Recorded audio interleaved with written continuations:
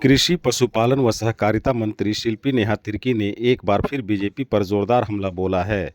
प्रदेश कांग्रेस के तत्वावधान में रांची ग्रामीण व खूंटी जिला के कांग्रेस कार्यकर्ताओं के लिए आयोजित संगठन सृजन व प्रशिक्षण कार्यक्रम 2025 में हिस्सा लेने के बाद मीडिया प्रतिनिधियों के द्वारा पूछे गए सवाल पर भाजपा को आड़े हाथों लेते हुए कहा कि भाजपा और भाजपा की नीतियों से किसी एक राज्य नहीं बल्कि पूरे देश में डर और खौफ का माहौल है। नई शिक्षा नीति पर बोलते हुए मंत्री शिल्पी नेहा तिर्की ने कहा कि एक विकसित राज्य और एक पिछड़े राज्य के लिए एक जैसी शिक्षा नीति कैसे हो सकती है। उन्होंने वक्फ संशोधन बिल पर भी बीजेपी पर निशाना साधा और कहा कि बीजेपी राज्यों से मंथन व मशवरा ही नहीं करना चाहती बल्कि अपनी नीति जबरन थोपना चाहती है। उन्होंने अपने बयान में और क्या कुछ कहा है, सुनते हैं उन्हीं से। देखिए, पहली बात तो है कि भाजपा और भाजपा का नीति इस पूरे देश के लिए इतना ही डरावना स्थिति पैदा कर रहा है। इन लोगों ने नेशनल एजुकेशन पॉलिसी 2020 लाया।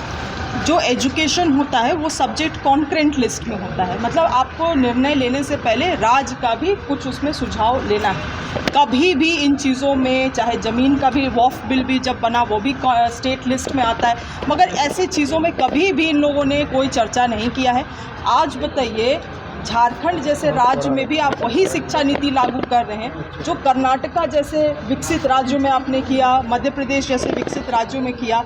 और आप जबकि जानते हैं कि इस राज्य में हमेशा से अपनी कमियां रही हैं, खास करके 18 साल इनका शासन था, किस स्थिति में शिक्षा व्यवस्था को ये लोग छोड़ के गए हैं और अब न्यू एजुकेशन पॉलिसी को जबरन लागू कराने का प्रयास किया जा रहा है और महामहिम राज्यपाल से भी कोई सहयोग नहीं कोऑर्डिनेशन में। तो ये बहुत चिंताजनक है। और जो जिस तरह से इसको परोसा जा रहा है कि नहीं, राज्य सरकार ने बंद कर दिया है पढ़ाई, राज्य सरकार ने ये दबाव नीति आप बनाएंगे, दबाव राज्य सरकार में आप बनाएंगे, अगर उसका पालन करती है राज्य सरकार तो राज्य सरकार दोषी है।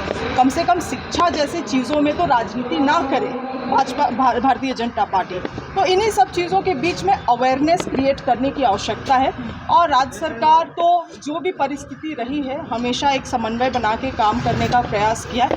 तो आगे भी जो चीज़ें रहेंगी तो एक तो हम लोगों को अपने तरफ से कि कुछ तैयारी करके काम करने की ज़रूरत पड़ेगी, मगर जो लैग रहेगा, टाइम लैग रहेगा चीज़ों को सीमलेस करने में और जो परिस्थिति अभी उत्पन्न हुई है उन चीज़ों को भी लोगों तक पहुँचाने की ज़रूरत है।